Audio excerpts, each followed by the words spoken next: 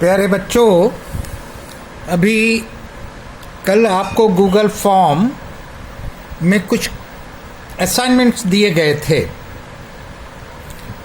बहुत से पेरेंट्स से मुझे फीडबैक मिला है, क्योंकि आप बहुत छोटे बच्चे हैं तो आपको क्वेश्चन का पैटर्न मालूम होना बहुत ज़रूरी है, क्योंकि क्लास सेकेंड से आप थर्ड में आए हैं तो अभी एक दिन भी क्लास नहीं चल पाया, तो थोड़ा सी जानकारी आपको बहुत ज़रूरी है। आपको सब्जेक्ट का कंटेंट तो वीडियो से या गूगल मीट से या व्हाट्सएप से जैसे भी है क्लियर किया जा रहा है, लेकिन आज हम आपको कुछ समझाने जा रहे हैं कि जैसे असाइनमेंट में किस तरह के क्वेश्चंस होते हैं। जैसे मैं एक मोटा एग्जाम्पल लेता हूँ कि सिंपल क्वेश्चन कभी कभी पूछा जाता है, जैसे answer the question, answer the questions. इसमें सिंपल एक क्वेश्चन मान लीजिए हम पूछते हैं, in which direction the sun rise. ये एक सिंपल क्वेश्चन है जो आपसे पूछा जा सकता है, ठीक है। अब इसका आंसर तो आप बड़े आसानी से दे सकते हैं, ईस्ट। ईस्ट। इसी क्वेश्चन को अगर हम पूछें कि the sun rises in, option दे देते हैं आपको, ईस्ट, वेस्ट,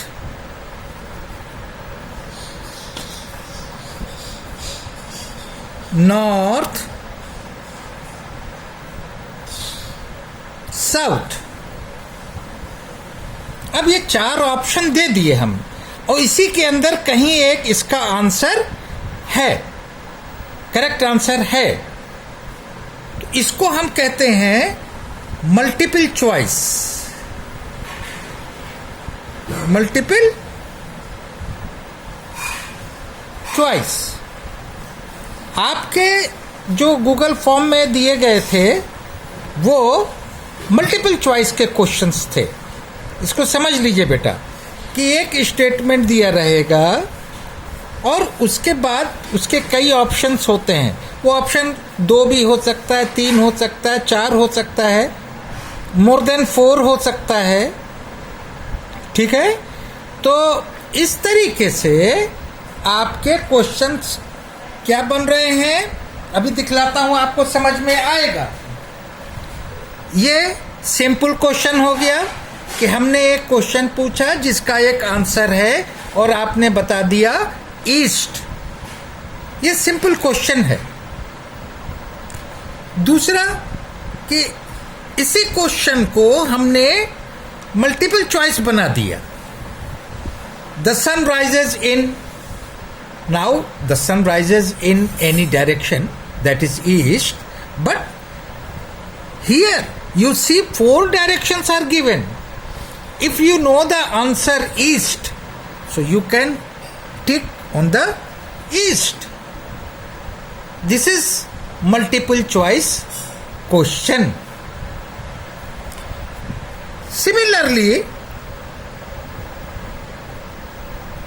true false,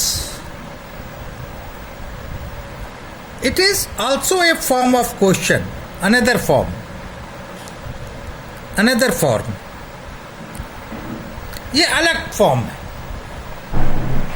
ठीक है।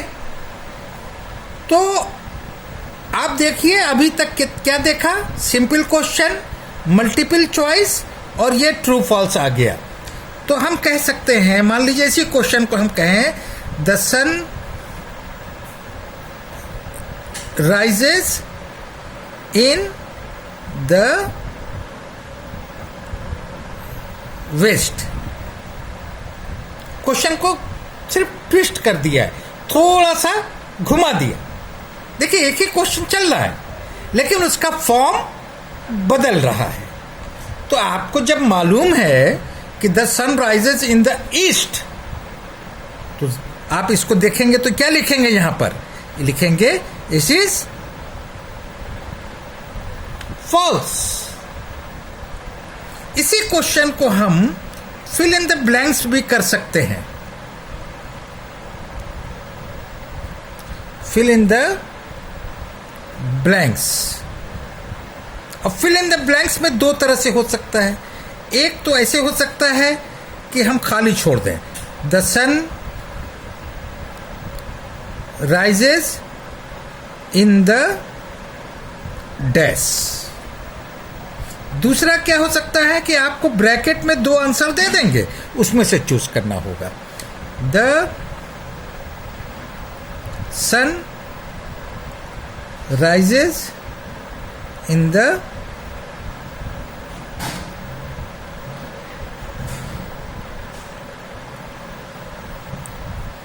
Like this.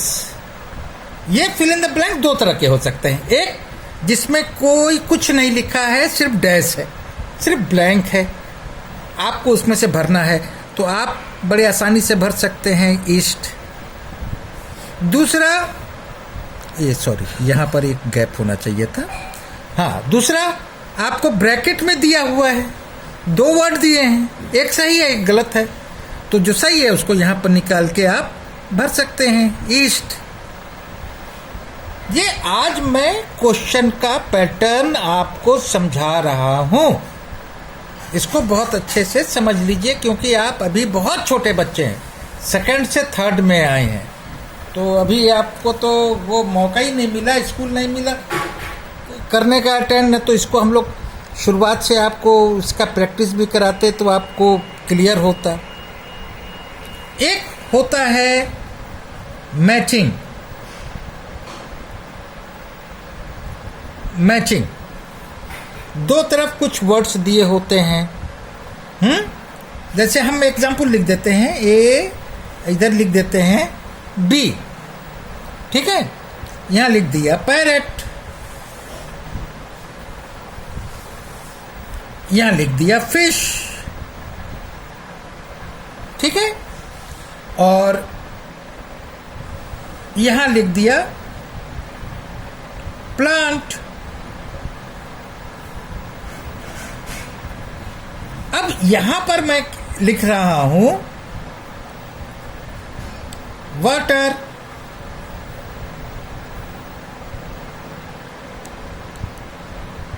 Flower, bird. तो अब आपको क्या करना है, इसमें से इसको मिलाना है। अब देखें पैरेट क्या है, पैरेट चला जाएगा बर्ड के साथ, फिश चला जाएगा वाटर के साथ, प्लांट चला जाएगा फ्लावर के साथ। ये हो गया मैचिंग। अब एक बहुत इंपॉर्टेंट चीज समझाने जा रहा हूं, ऑड। ये बिल्कुल नई चीज है, ये एक तरह का क्या है, लॉजिक। पेरेंट्स से मेरा रिक्वेस्ट है, क्योंकि ये वीडियो बच्चों को जा रहा है, बच्चे आपके साथ हैं, स्कूल में तो नहीं हैं, आपके साथ हैं, तो कृपया जो चीज़ मैं आपको यहाँ वीडियो में बच्चों के लिए दे रहा हूँ, तो उस चीज़ को बच्चों को समझाना है आपको, लॉजिक है। तो इसमें क्वेश्चन मैं अक्सर देता हूँ कि pick out the word that does not belong to the group.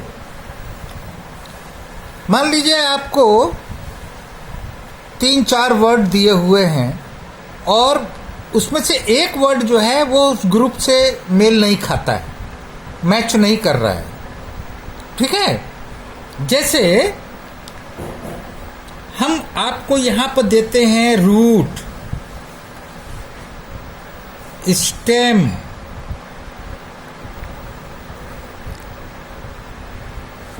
और ये लीव्स, और यहां पर हम आपको क्या देते हैं,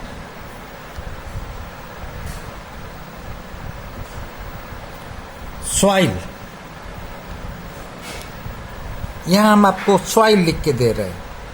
अब देखिए, इसमें से एक अलग हो जाएगा। क्यों अलग होगा? उसका एक रीजन जरूर होता है।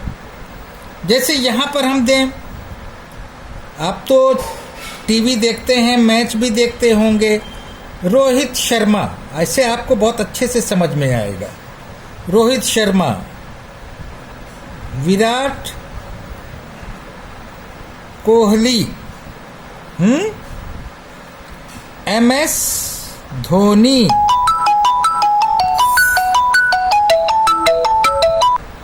MS धोनी, और यहां पर लिख दें राहुल गांधी। राहुल गांधी तो है तो सब इंसान, सब जेंट्स हैं, लेकिन अंतर क्या है? Rohit Sharma cricketer, Virat Kohli cricketer, MS Dhoni cricketer, Rahul Gandhi cricketer नहीं है, वो पॉलिटिशियन है। तो ये राहुल गांधी क्या हो जाएंगे? ग्रुप से बाहर। ये इसको कहते हैं odd man out, odd man out. उसी तरह से इसमें देखिए, रूट, स्टेम, लीव्स, सॉइल। तो रूट, स्टेम, लीव्स ये क्या है? किसी प्लांट के पार्ट हैं। सॉइल अलग है, तो ये सॉइल अलग हो जाएगा। तो इतनी चीजें आप समझ लें, क्योंकि नेक्स्ट टाइम जब भी मैं आपको गूगल में फॉर्म भेजूंगा तो आपको ऑड मैन आउट करने में दिक्कत ना आए। मान लीजिए 3 या 4 वर्ड दिए हुए हैं, तो बाकी अगर 4 वर्ड दिए हैं तो 3 वर्ड किसी न किसी तरह से एक दूसरे से जुड़े हैं और चौथा वर्ड उस ग्रुप में नहीं है, हैं?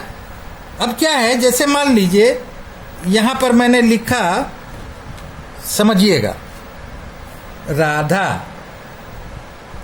सीता, रीता, रोहित। ये बहुत आसानी से समझाने के लिए आपको कर रहा हूं मैं। तो राधा, सीता, रीता, रोहित, तो ये तीनों कैसे एक दूसरे के साथ जुड़े हुए हैं? तीनों लड़कियां हैं, गर्ल, और ये लड़का है। तो इस ग्रुप में से अलग हो गया ना ये, तो रोहित अलग हो जाएगा, इसको कहेंगे ऑड।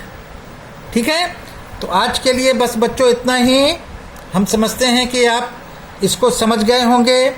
पेरेंट्स से भी हम रिक्वेस्ट करते हैं कि वो इसको बच्चों को ठीक से समझाएंगे। Thank you.